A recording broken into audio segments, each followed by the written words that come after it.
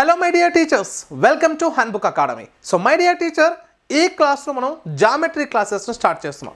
అయితే మరి జామెట్రీ అంటే ఏమిటి, జామెట్రీకి సంబంధించినటువంటి బేసిక్ కాన్సెప్ట్స్ అన్నీ కూడా, వాటి యొక్క ప్రాథమిక భావనలన్నీ కూడా మనం మాట్లాడుకుంటూ హై లెవెల్ క్లాసెస్ వరకు కూడా ముందుకు సాగుతాం.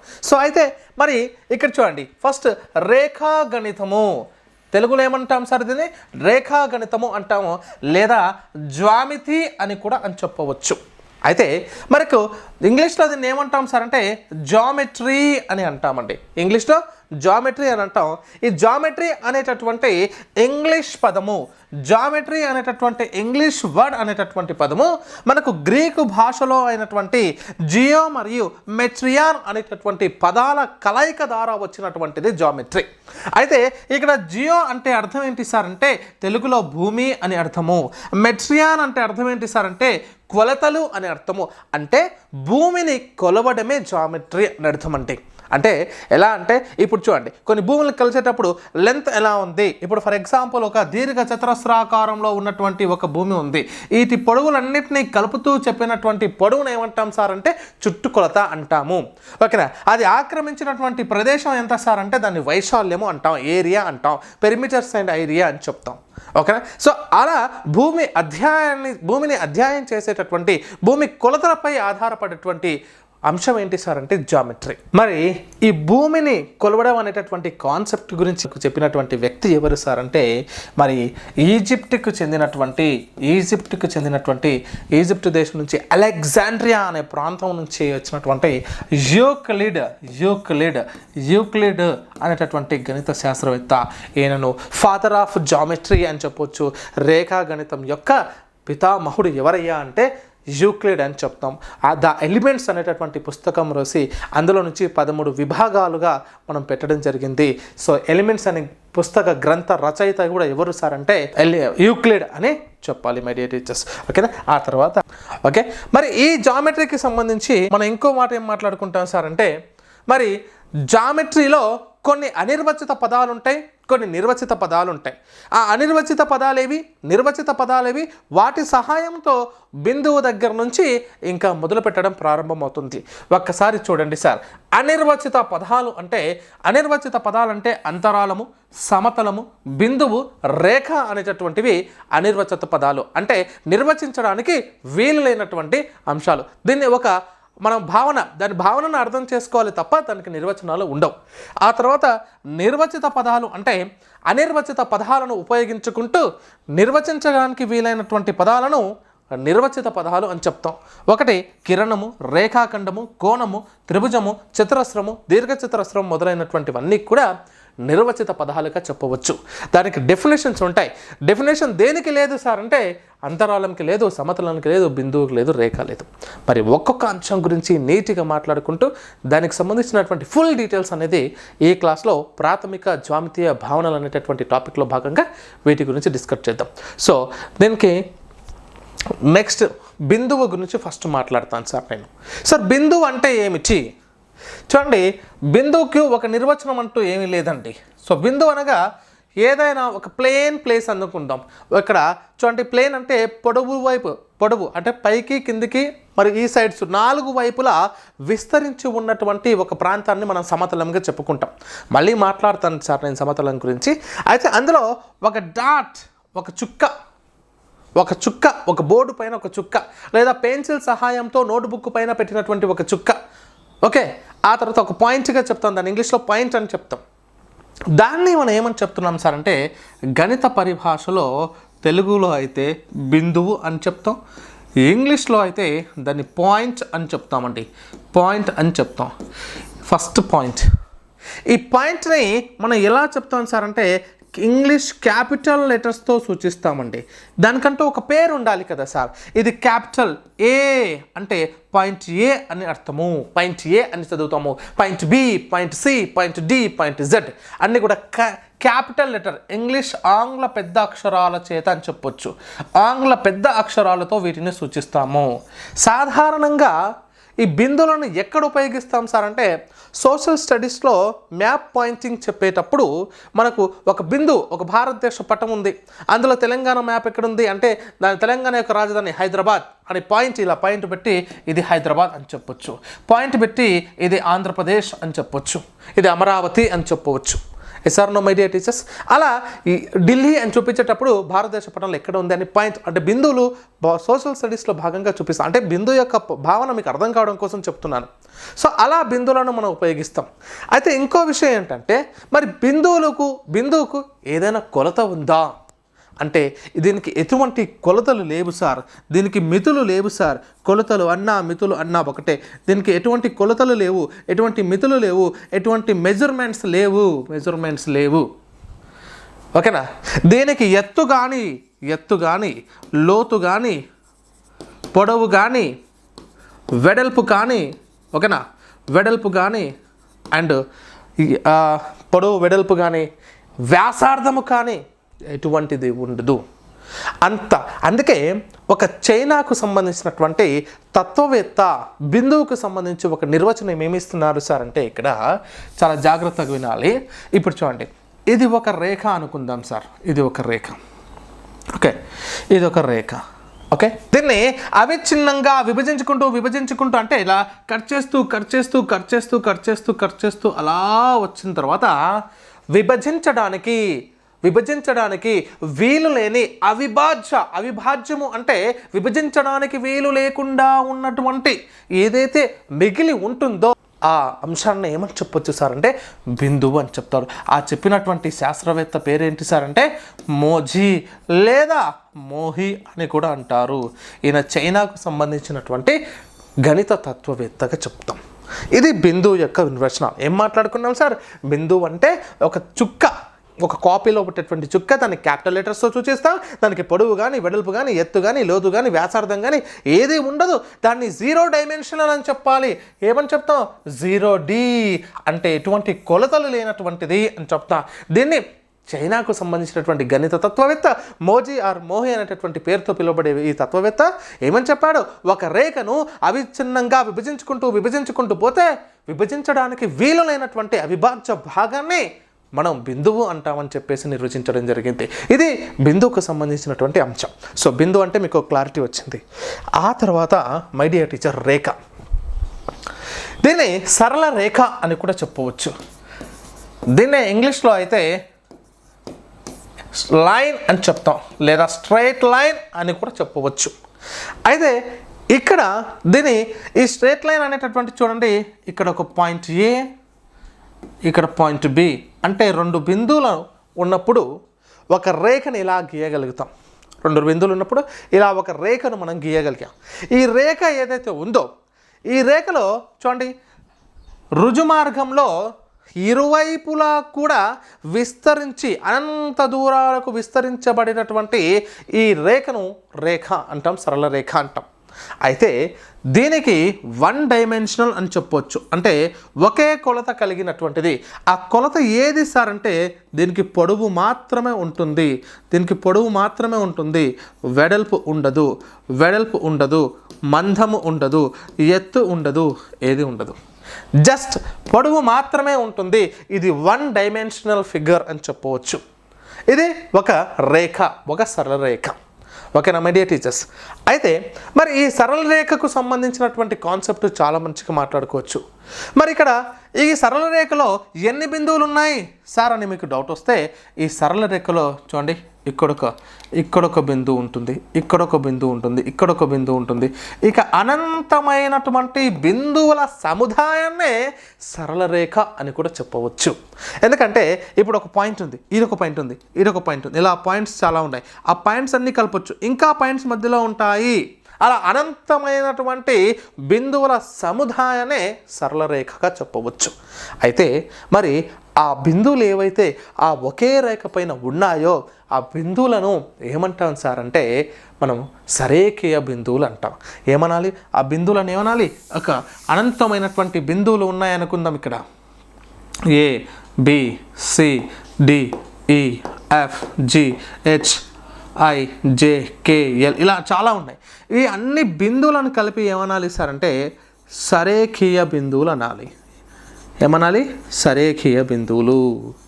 సో ఇప్పుడు ఆ కాన్సెప్ట్ మాట్లాడతాం సార్. మరి సరేఖీయ బిందువులు అంటే అర్థం ఏమిటి? ఒకే రేఖ పైన ఉన్నటువంటి బిందువులన్నింటినీ సరేఖీయ రేఖలు అంటారు, సరేఖీయ బిందువులు అంటాం.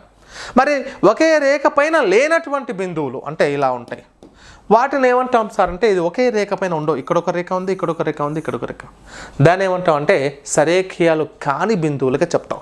సో దాని గురించి డిస్కస్ చేద్దాం. సరేఖీయ బిందువులు అంటే ఒక రేఖ పైన అనేకమైనటువంటి బిందువుల సముదాయం ఉంటుంది ఒక రేఖ, అలా ఆ రేఖ పైన ఉన్నటువంటి అన్ని బిందువులను ఏమనాలి సార్ అంటే సరేఖీయ బిందువులు అంటారు, సరేఖీయ బిందువులు అంటారు. ఓకేనా? దీన్ని ఏమనాలి? సరేఖీయ బిందువులు అని అంటాము. ఓకేనా? దీన్ని ఇంగ్లీష్లో కొలీనియర్ పాయింట్స్ అని అనాలి. ఏమనాలండి? కొలీనియర్ పాయింట్స్ అని అంటాము, కొలీనియర్ పాయింట్స్ అని అంటాం. మరి ఈ కొలీనియర్ పాయింట్స్ ద్వారా ఒక కాన్సెప్ట్ పైన మనకు ఎగ్జామ్స్లో బిట్టు రావడానికి అవకాశం ఉంది. ఎలా అడుగుతాడు సార్ అంటే ఇప్పుడు ఇవి సరేఖీయ బిందువులు. మరి సరేఖీయ కాని బిందువులు అంటే ఏమిటి? ఒకే రేఖ పైన ఉండవు, అక్కడక్కడ అలా ఉంటాయి, ఇలా ఉంటాయి. వాటి చేత మనం రేఖలను ఇలా ఏర్పరుస్తూ వెళ్తాం. సో మనం ఎన్నైనా ఏర్పరచవచ్చు. మళ్ళీ ఇలా ఏర్పరిచినట్లయితే ఆయన ఏమంటున్నాడు సార్ అంటే క్వశ్చన్లో ఒక కాన్సెప్ట్ చెప్తాడు. ఏంటిది అది అంటే ఇక్కడ చూడండి, సరేఖీయాలు కాని n బిందువుల ద్వారా, సరేఖీయాలు కానటువంటి n బిందువుల గుండా గీయగల రేఖల సంఖ్య అంటాడు సార్. ఆ గీయగల రేఖల సంఖ్య ఎంత సార్ అంటే n(n-1/2)గా చెప్తాం. దీన్ని NC2గా చెప్పవచ్చు, NC2గా చెప్పవచ్చు. NC2 అంటే అర్థం ఏంటి సార్ అంటే n(n-1/2). ఇప్పుడు ఎగ్జాంపుల్గా మీకు ఫర్ ఎగ్జాంపుల్గా నీట్గా మాట్లాడుకుంటూ పోదాం సార్. ఇక్కడ ఇప్పుడు నేను ఒక మాట చెప్తాను చూడండి, 4 బిందువులు ఉన్నాయి. ఓకేనా? లేదా 3 బిందువులు తీసుకుందాం చిన్నగా. ఈ 3 బిందువుల ద్వారా సరేఖీయాలు కానటువంటి ఈ 3 బిందువులు ఉన్నాయి. సరేఖీయాలు కాకలే అంటే ఒకే లైన్ పైన లేవు. ఒకే లైన్ పైన లేనటువంటి 3 బిందువులు ఉన్నాయి. వాటి ద్వారా ఎన్ని మనం రేఖలను గీయవచ్చు అంటే చూడండి ఒకసారి, మనం ఎన్ని గీయవచ్చు ఇక్కడ? 1, ఓకేనా, 1, 2, ఓకే, 2 అండ్ 3. Okay, right, 3 గీయచ్చు, 3 గీయచ్చు. ఎస్ఆర్నో 3 గీయచ్చు. అయితే మై డియర్ టీచర్స్ ఒకసారి చూడండి, 3 గీస్తున్నాం కదా, దాని యొక్క క్లారిటీ ఏంటి? ఫార్ములా ఏంటి? n=3 అన్నాడు. మరి ఫార్ములా ఏంటి? n(n-1/2). n అంటే 3, n-1 అంటే ఏమని చెప్పొచ్చు మనం? n-1 అంటే 3-1/2 ఇది 3 × 2/2 కదమ్మా. అప్పుడు ఈ 2కి ఈ 2 క్యాన్సిల్ అయితే ఎన్ని మిగిలాయి? 3. అంటే అయ్యా 3 లైన్లు గీయవచ్చు, 3 రేఖల్ని గీయవచ్చు. క్లారిటీ. ఓకే, ఇప్పుడు ఇంకో క్వశ్చన్ అమ్మా చూడండి. అదే n ఫర్ ఎగ్జాంపుల్ 5 అయింది అనుకోండి. మరి సార్ 5 రేఖలు, ఇక ఇక్కడ ఒక బిందువు ఉండి పాయింట్, ఇక్కడ ఒక పాయింట్ ఉంది, ఇక్కడ ఒక పాయింట్ ఉంది, ఇక్కడ ఒక పాయింట్ ఉంది, ఇక్కడ ఒక పాయింట్ ఉంది అనుకుందాం. రైట్, ఇప్పుడు నేను వీటి ద్వారా రేఖల్ని గీయాలి. ఫస్ట్ ఎలా గీస్తాను చూడండి. ఫస్ట్ రెడ్ తీసుకుంటున్నాను, 1, ఇట్లా 1 వచ్చింది. తర్వాత జస్ట్ వెయిట్ అమ్మా, ఇలా 1 వచ్చింది. తర్వాత 2, 3, 4, ఆ తర్వాత 5, ఇలా 5 రేఖల్ని గీసా ఫస్ట్. ఆ తర్వాత చూడమ్మా, నెక్స్ట్ ఇక్కడ నుంచి తీసుకుంటాను. ఇది ఏ అనుకుందాం, ఇది బి అనుకుందాం, ఇది సి అనుకుందాం, ఇది డి అనుకుందాం, ఇది ఈ అనుకుందాం. ఏ నుంచి మొదలుపెట్టి బి వరకు వచ్చేసింది. తర్వాత A to C 1 గీసా, తర్వాత A to D 1 గీసా, A to E వచ్చింది. మొత్తం ఎన్నైనాయి? ఫస్ట్ 5, ఆ తర్వాత 2, 7 అయినాయి. ఇప్పుడు ఇంకోటి ఏం చేస్తున్నాం సార్ అంటే చూడండి ఒకసారి, బి నుంచి స్టార్ట్ చేస్తా. B to A వచ్చింది, B to C వచ్చింది, B to D 1, B to E 1, B to E 1, B to A వచ్చేసింది. B నుంచి అయిపోయినాయి అంటే 2 గీసా, ఇంకా 2 గీసా. ఆ తర్వాత మై డియర్ టీచర్స్ ఓకేనా, ఆ తర్వాత చూడండి నెక్స్ట్ సి నుంచి సికు ఏ ఉంది, సికు బి ఉంది, సికు డి ఉంది, సికు ఈ లేదు. సి నుంచి ఈకి 1 గీసా. ఇంకేదైనా డి నుంచి డీకు ఏ వచ్చింది, బి వచ్చింది, సి వచ్చింది, డి వచ్చింది. ఈ నుంచి చూసుకుంటే ఏకి వచ్చింది, బికి వచ్చింది, సికి వచ్చింది, డికి వచ్చింది. ఇంక అన్నీ అయిపోయినాయి కదా. ఇప్పుడు టోటల్గా ఎన్ని గీసాం సార్ అంటే 10 అని ఉంది. కానీ మనం ఇలా డ్రా చేసుకుంటూ కూర్చోగలమా టీచర్స్? లేదు. కాబట్టి దానికే మనం ఏం చెప్పొచ్చు, ఇక్కడ NC2లో భాగంగా ఇది 5C2 అని చెప్పొచ్చు అవునా. 5C2 అంటే 5 ఇంటూ 1 తక్కువ by 4, 5 into 4 by 2, 5 into 4 by 2, n into n-1, n-1 అంటే 4, 2 1 జా, 2 2 జా, 5 2 జా 10. ఇగో 10 రేఖల్ని గీయగలిగా మనం క్లియర్గా చెప్పవచ్చు. ఎస్ మై డియర్ టీచర్స్, ఇలా మనం మాట్లాడుకుంటాం. ఓకే, సరేకియాలు కానటువంటి 5 బిందువుల చేత మనం గీయగల రేఖల సంఖ్య ఎంత సార్ అంటే 10. ఇంకొక క్వశ్చన్ చేయండి మై డియర్ టీచర్. ఇంకో క్వశ్చన్, అదే క్వశ్చన్ ఇలా రాస్తున్నాడు. సరేకియాలు కానీ 15 బిందువుల ద్వారా గీయగల రేఖల సంఖ్య. మరి ఇవి ఎలా గీయాలి సార్? ఇది ఎలా గీయాలి? సేమ్ ఇంకా ఎక్కువ ఆలోచించొద్దు. మనకు తెలుసు సార్ ni(n-1/2) తెలుసు కదా. 15 1 తక్కువ, ఇక్కడ ఏమని చెప్పొచ్చు, 15 1 తక్కువ 14 బై 2 2 1 జా, 2 7 జా, 15 7 జా 105, 105 గీయొచ్చు. ఒకసారి మై డియర్ టీచర్స్, 15 7 జా 105 మనం రేఖలను గీయవచ్చు. కానీ మనం 15 బిందువులు తీసుకొని ఇన్ని రేఖలను గీచుకుంటూ ఎగ్జామ్లో కూర్చోగలమా? Not possible. కాబట్టి ఈ రకంగా మనం మాట్లాడుకుంటాం. ఇంకొక ప్రశ్న ఇది చూడండి సార్. 20 బిందువులు ఇచ్చి సరేకియాలు కానటువంటి 20 బిందువుల ద్వారా మనం ఎన్ని రేఖలను గీయవచ్చు అంటే మీకు తెలుసు. సో 20 ఇంటూ n-1 19 బై 2, 2 1 జా, 2 10 జా ఈజ్ ఈక్వల్ టు 190, 190 రేఖలను మనం గీయవచ్చు. ఇలా మనం సులభంగా చెప్తాం. అయితే ఇప్పుడు నేను ఇంకో మాట ఏం మాట్లాడుతున్నాను సార్ మై డియర్ టీచర్ అంటే ఇక్కడ చూడండి ఒకసారి. మనకి ఇలా అయిన తర్వాత మనకి ఎగ్జామ్ పాయింట్ ఆఫ్ వ్యూలో మేబీ ఛాన్స్ ఇస్ దేర్, ఇలా కూడా అడిగితే ఏం చేస్తాం? సో ఇలా అడుగుతాడు. ఏమని అడుగుతున్నాడు సార్ ఇక్కడ అంటే చూడండి, ఏమని అడుగుతున్నాడంటే సరేకియాలు కానీ n బిందువులు అయితే వాటిలో m బిందువులు కనుక సరేకియాలు అయితే వాటి గుండా గీయగల రేఖల సంఖ్య. అంటే మనకు డైరెక్ట్గా ఒక 5 బిందువులు సరేకియాలు కావు, 10 బిందువులు సరేకియాలు కావంటే ఏం చేసాం, n(n-1/2) అని చేసాం. కానీ కొన్ని బిందువులు ఉన్నాయంట. ఉదాహరణకు 10 బిందువులు ఉన్నాయి, అందులో 3 బిందువులు ఇవేమో సరేకియాలు కాని 10 బిందువులు ఉంటే అందులో 3 బిందువులు సరేకియాలు అయితే మరి వాటికి గీయగల రేఖల సంఖ్య ఎంత అంటే n(n-1/2) మైనస్ m(m)(n-1/2) ప్లస్ 1 అనేటటువంటి సూత్రం. అంటే n మొత్తంలో m అనేటటువంటి సరేకియాలు అయినప్పుడు. బట్ నేనేం చేస్తాను, సులభంగా మీకు ఎక్స్ప్లెయిన్ చేయడానికి ప్రయత్నం చేస్తాను. చూడండి ఎలా మనం చేస్తాం సులభంగా. ఇప్పుడు ఉదాహరణకు మన దగ్గర 5 బిందువులు ఉన్నాయి సార్, 5 బిందువులు ఉన్నాయి. ఓకే, సో ఈ 5 బిందువులలో 2 బిందువులు సరేకియాలు అనుకుందాం. 2 బిందువులు సరేకియాలు అయితే మనం అందులో గీయగల రేఖల సంఖ్య ఎంత? ఎలా చేస్తాం మనకు తెలుసు, n(n-1/2) మైనస్ m(m)(1/2) ప్లస్ 1 చేయాలి.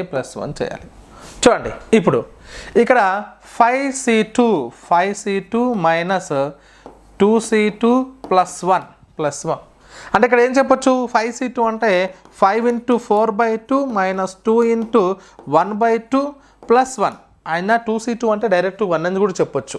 ఇక్కడ 2 1 జా 2 2 జా 2 1 జా 2 2 జా 5 4 జా 10 మైనస్ 1 ఇక్కడ plus 1 -1 plus 1 cancel is equal to 10 వస్తాయి. సో 10 మనం రేఖలను గీయవచ్చు. సరే, ఇంకొక కాన్సెప్ట్ ఫర్ ఎగ్జాంపుల్గా ఇక్కడ 16 బిందువులు ఉన్నాయి. సరేకియాలు కానీ 16 బిందువులు ఉన్నాయి అనుకుందాం. 16 బిందువులు, ఓకే, 16 బిందువులు ఉన్నాయి. ఈ 16 బిందువులలో 5 బిందువులు కనుక సరేఖీయాలైతే 5 బిందువులు కనుక సరేఖీయాలైతే వాటి ద్వారా ఎన్ని రేఖలను గీయవచ్చు అంటే మనం ఏం చేస్తాం సార్ 16 × 15/2 డైరెక్ట్లీగా మైనస్ 5 అంటున్నాను కాబట్టి 5 × 4/2 +1 n of n - 1/2 minus m of m - 1/2 +1 అప్పుడు ఇక్కడ 2 1 జా 2 8 జా సో 15 8 జా 120 సో 120 - 2 1 జా 2 2 జా 10 + 1 ఇప్పుడు ఇవి రెండు కలపండి 121 - 10 = 111 సో ఎన్ని గీయవచ్చు సార్ అంటే 111 రేఖలను మనం ఇక్కడ గీయవచ్చు ఓకేనా మై డియర్ టీచర్స్ ఈ రకంగా మాట్లాడుకుంటాం సో మనకు రెండు కాన్సెప్ట్స్ వచ్చాయి కేవలము n బిందువులు కనుక సరేఖీయాలు కాకపోతే n of n - 1/2గా చేస్తాం కొన్ని బిందువులు n బిందువులు ఇచ్చి అందులో m బిందువులు కనుక సరేఖీయాలు అయినప్పుడు వాటి యొక్క రేఖలను గీసడానికి formula n of n - 1/2/2 n of n - 1/2 minus m of m - 1/2 +1 అనేటటువంటి కాన్సెప్ట్ ద్వారా మనం మాట్లాడుకుంటాం అయితే ఇప్పుడు ఇంకొక క్వశ్చన్ చూడండి నేను ఒక క్వశ్చన్ చెప్తాను 1000 బిందువులు కనుక 1000 బిందువులు సరేఖీయాలైతే వాటి ద్వారా గీయగల రేఖల సంఖ్య ఏమవుతాయండి చెప్పండి సార్ ఇక్కడ సరేఖీయాలు అంటున్నాడు అంటే ఒకే లైన్ పైన ఉంటాయి కాబట్టి డైరెక్ట్గా మీరు చెప్పొచ్చు సార్ ఒకటే రేఖ సార్ అని చెప్తాం ఎస్ ఆర్ నో ఓకేనా ఎస్ ఇక్కడ క్లియర్గా మెన్షన్ చేశాడు సరేఖీయాలైతే అన్నాడు కాబట్టి ఒకటే రేఖ గీస్తాము అది very very important my dear teachers right anyway it is clear అమ్మా మరి ఆ తర్వాత ఇప్పుడు వీటి గురించి మాట్లాడుకున్న తర్వాత మనం దేని గురించి మాట్లాడతాం నెక్స్ట్ కిరణం అంటే ఏమిటి సార్ కిరణానికి సంబంధించినటువంటి కాన్సెప్ట్ ఏంటంటే మనకి ఇక్కడ చూడండి ఇలా వస్తుంది ఒక బిందువు నుంచి ఇక్కడ ప్రారంభమవుతుంది ఇక్కడ దీని పేరు ఏ అనుకుందాం రైట్ ఏ అయితే ఇక్కడ నుంచి ప్రారంభించి అనంత దూరంలో ఒక రుజుమార్గంలో ప్రయాణం చేస్తుంది సో ఇలా రుజుమార్గంలో ప్రయాణం చేస్తుంది ఇక్కడ చూడండి ఏ నుంచి మొదలు పెట్టుకొని ఎక్కడ వరకు అనుకుందాం ఫర్ ఎగ్జాంపుల్ ఇక్కడ బి అనుకుందాం దీన్ని ఆసరగా తీసుకుందాం అంతే బి అనేది ఏ నుంచి మొదలు పెట్టుకొని అలా కంటిన్యూయేషన్ పోతుంది దీనికి తుది లేదా తొలి బిందువు అనుకోవచ్చు తొలి అదే తుది అదే వాటి బిందువుల సంఖ్య ఎంత సార్ అంటే 1 ఇంతకుముందు మాట్లాడుకున్నటువంటి సరళ రేఖకు అంత్య బిందువులు ఉండవు ఓకేనా అంత బిందువులు చివరి బిందువులు ఎందుకంటే రెండు వైపులా రుజుమార్గంలో అలాగే ప్రయాణం చేస్తూ వస్తుంది మరి ఈ రుజుమార్గంలో ఇది ఒకటే ఇలా కంటిన్యూయేషన్లో ఎంత దూరం పోతుంది సార్ అంటే ఇంకా పోతుంది సార్ ఈడ ఉందా సార్ ఎండ్ పాయింట్ అంటే లేదు ఇంకా పొడిగించుకుంటూ కూడా పోవచ్చు అలా ఎంత దూరం పోతుందంటే అనంతమైనటువంటి దూరానికి ప్రయాణం చేస్తూ పోతుంది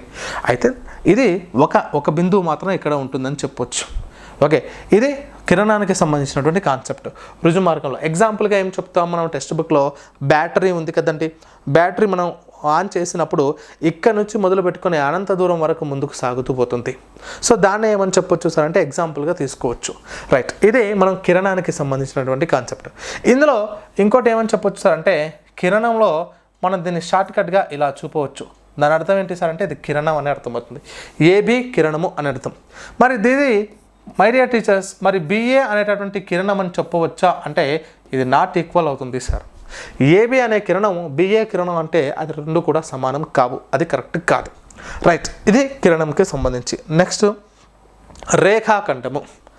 రేఖాఖండము అంటే దీన్నే ఇంగ్లీష్లో కిరణానికి ఏం పేరు పెడతామంటే రే అని చెప్తామండి రే అని చెప్తాం ఓకే దీనికి లైన్ సెగ్మెంట్ అని చెప్తాం ఏమని చెప్పాలి లైన్ సెగ్మెంట్ అని చెప్తాం లైన్ సెగ్మెంట్ ఇది రేఖాఖండంలో ఇక్కడ చూడండి ఇది ఫస్ట్ మనం మాట్లాడుకున్నటువంటి ఒక బిందువు పేరు ఏ ఇంకొక బిందువు ఉంది దీని పేరు బి ఈ రెండు బిందువులను ఇలా కలపగా వచ్చినటువంటిది ఓకే ఏదైతే ఏర్పడిందో సార్ అలానే ఎందుకు కలపాలి నేను ఇలా ఉంది నేను ఇలా కలుపుతా అనుకోండి, ఇలా కలుపుతా. మరి రెండు అంత్య బిందువులను కలిగినటువంటిది అని చెప్తున్నాం కదా, మరి అలా కలపొచ్చా? అది కూడా రేఖాఖండం అని పిలువబడుతుందా అంటే కాదు సార్.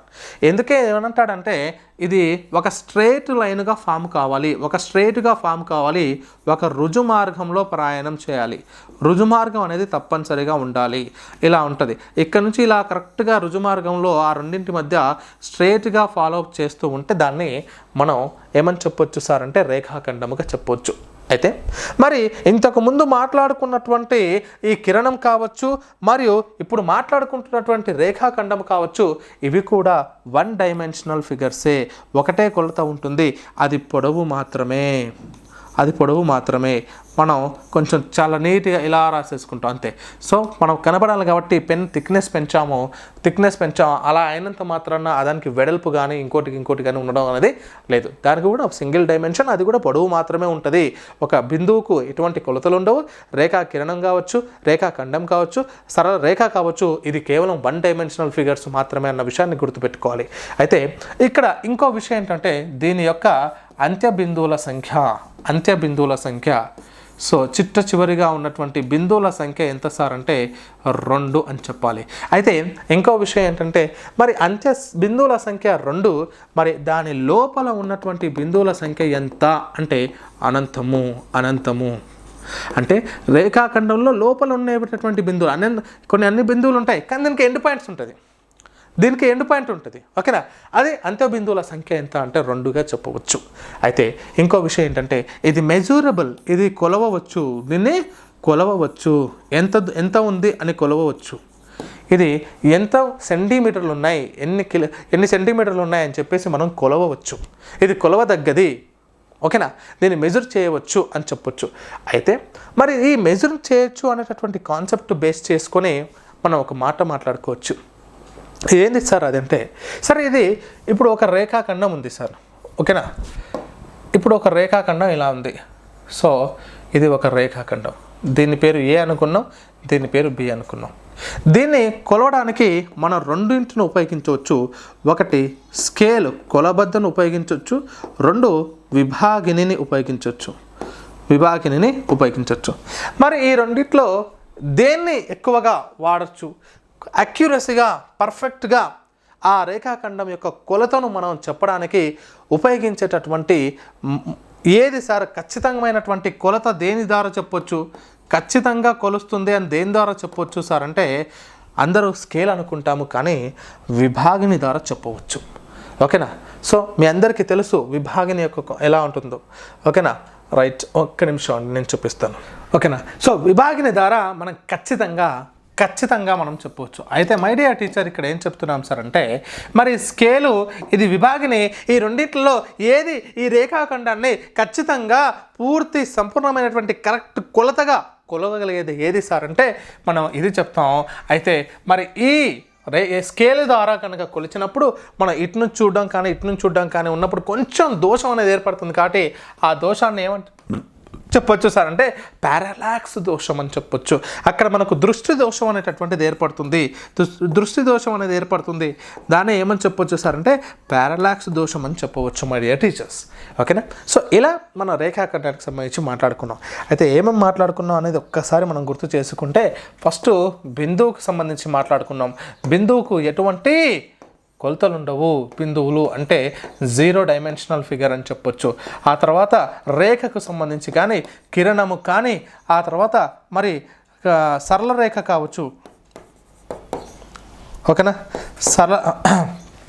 రేఖాఖండం కదా, రేఖాఖండం తీసుకున్నట్లయితే ఇక్కడ ఈ 3 కూడా 1 డైమెన్షనల్ ఫిగర్గా చెప్పవచ్చు. 1 డైమెన్షనల్ ఫిగర్గా చూడండి. ఒక బిందువును తీసుకున్నాను, మరొక బిందువుని తీసుకున్నాను, ఈ రెండింటిని కలపడం చేత రేఖాఖండం వచ్చింది. 2 అంత బిందువులు ఉంది. దీన్ని ఒకవైపు నేను పొడిగించడం చేత రేఖా కిరణం ఏర్పడింది, 2 వైపులా పొడిగించడం చేత సరళ రేఖ ఏర్పడింది. అంటే సరళ రేఖలో బిందువులు ఒక భాగమే, సరళ రేఖలో రేఖాఖండం ఒక భాగమే, సరళ రేఖలో రేఖా కిరణం కూడా ఒక భాగమే అని చెప్పవచ్చు. ఓకేనా మై డియర్ టీచర్స్? సో ఈ పాయింట్స్ తర్వాత మరి ఇంకా ముఖ్యమైనటువంటి ఒక టాపిక్ మాట్లాడుకుంటాం, అదే సమతలము. మరి సమతలము అంటే ఏమిటి? సమతలము అంటే పొడవు వెడల్పు కలిగినటువంటిది. పొడవు మరియు వెడల్పు, పొడవు అండ్ వెడల్పు. సో ఇక్కడ రెండు వైపులా, సో పైకి కిందికి ఇట్లా కానీ పొడవు మరియు వెడల్పు ఇక్కడ 4 వైపులా విస్తరించి ఉన్నటువంటి ఒక ఒక చదునైనటువంటి ప్రదేశాన్ని ఏమని చెప్పొచ్చు సార్ అంటే సమతలము అని చెప్పొచ్చు. దీన్నే ప్లేన్ అని చెప్తామండి ఇంగ్లీష్లో. అయితే మై డియర్ టీచర్, ఇక్కడ ఈ సమతలంలో ఏమేమి ఉంటాయి సార్ అంటే మనకు రేఖలు ఉంటాయి, బిందువులు ఉంటాయి, ఆ తర్వాత మరియు రేఖలు ఉంటాయి. ఓకేనా? ఇవన్నీ కూడా రెండు వైపులు ఇక్కడ బిందువులు ఉంటాయి, రేఖలు ఉంటాయి. ఆ బిందువుల రేఖల సముదాయంగా కూడా చెప్పవచ్చు. అనేకమైనటువంటి బిందువులు ఈ సమతలంలో ఉంటాయి, చాలా అంటే చాలా. ఎగ్జాంపుల్ చెప్పాలంటే సమతలానికి థర్మాకోల్ షీట్ ఉంటుంది చూడండి. ఆ థర్మాకోల్ షీట్ అనేది ఒక సమతలం చూస్తే అందులో ఏవైతే డాట్ చిన్న చిన్న బెలూన్స్ బాల్స్ ఉంటాయి చూడండి. ఆ బాల్స్ ఎలాగైతే ఉంటాయో ఒక సమతలంలో బిందువులు కూడా అలాగే ఉంటాయి అన్న విషయం గమనించాలి. ఇప్పుడు ఇక్కడ చూసుకున్నట్లయితే మై డియర్ టీచర్, ఈ సమతలంలో ఉన్నటువంటి 2 బిందువులు ఉన్నాయి. వీటిని బిందువులు అంటాం. ఈ బిందువుల ద్వారా కలపబడేటువంటివి రేఖ, సరళ రేఖ వస్తుంది. దీంట్లో ఇది ఒక కిరణం అవుతుంది, ఇది ఒక రేఖా ఖండం అవుతుంది. ఓకేనా? ఇలా మాట్లాడుకున్నాం. ఇంతకు ముందు మాట్లాడుకున్నటువంటివన్నీ కూడా ఈ సమతలంలో నుంచి ఉన్నటువంటివే. ఓకేనా? అయితే ఇక్కడ ఈ సమతలంలో ఉన్నటువంటి అన్ని బిందువుల సముదాయాలను, అన్ని బిందువులను ఏమంటారు సార్ అంటే సతలీయ బిందువులు అంటారు. ఏమనాలి? సతలీయ బిందువులు అని అంటాము. సతలీయ బిందువులు అని అంటాం. అయితే ఇందులో ఉన్నటువంటి రేఖలు ఏవైతే ఉంటాయో ఆ రేఖలను ఏమంటాం అంటే సతలీయ రేఖలు అని అంటారు. ఇందులో ఈ సమతలంలో లేనటువంటి సమతలంలో లేనటువంటి బిందువులను అతలీయ బిందువులని, సమతలంలో లేనటువంటి రేఖలను అతలీయ రేఖలు అని అంటాం మై డియర్ టీచర్. అయితే ఇంకొక కాన్సెప్ట్ ఏం మాట్లాడుకోవచ్చు సార్ అంటే ఇక్కడ మరి అంతరాళం అయితే ఏదైతే ఉందో ఈ అంతరాళంలో ఈ సమతలం అనేటటువంటిది మనకు 2D అని చెప్పొచ్చు. 2 డైమెన్షనల్, 0 డైమెన్షనల్ మాట్లాడడం, 1 డైమెన్షనల్ మాట్లాడడం. ఇది 2 డైమెన్షనల్, 2 కొలతలు ఉంటాయి, పొడవు మరియు వెడల్పు. మరి ఆ తర్వాత అంతరాళానికి సంబంధించి ఇది 3 డైమెన్షనల్ ఫిగర్. 3 డైమెన్షనల్ అంటే ఇందులో పొడవు ఉంటుంది, వెడల్పు ఉంటుంది. ఓకేనా? అదేవిధంగా ఎత్తు కూడా ఉంటుంది, లేదా మందం అని కూడా చెప్పవచ్చు, అంటే మన ఇంతకు ముందు మాట్లాడినటువంటి రేఖాఖండము, రేఖలు, సరళ రేఖలు, బిందువులు, ఆ తర్వాత మన 3 డైమెన్షన్లో ఉన్నటువంటి ఫిగర్స్, అదేవిధంగా కొన్ని స్థలాలు, సమతలాలు అన్నీ కూడా అంతరాళంలో ఉంటాయి. అంతరాళం అంటే యూనివర్సల్ అని చెప్పవచ్చు, ఒక విశ్వంలాగా అన్నీ కూడా ఇందులో ఉంటాయి. అవన్నింటిని యొక్క సముదాయమే ఈ అంతరాళముగా చెప్పవచ్చు. ఓకేనా మై డియర్ టీచర్స్? ఇది అంతరాళానికి సంబంధించిన కాన్సెప్ట్. అయితే మరి ఇప్పటి వరకు మనం మాట్లాడుకున్నటువంటి అన్నీ కూడా మనం ఏమని చెప్తున్నామంటే, మరి దీని తర్వాత ఇప్పుడు ఏవైతే మాట్లాడుకున్నామో బేసిక్ జామెట్రికల్ ఐడియాస్, ప్రాథమిక జామితీయ భావనల కాన్సెప్ట్ ఏదైతే ఉందో, ఆ తర్వాత నెక్స్ట్ కాన్సెప్ట్ ఏం చెప్తామంటే ఆపాత ధర్మము. సో ఆపాత ధర్మం అంటే ఏమిటి? ఆ రేఖలకు, బిందువులకు మధ్య ఉన్నటువంటి సంబంధాన్ని తెలియచేసేటటువంటి ధర్మాన్నే మరి ఆపాత ధర్మం అంటాం.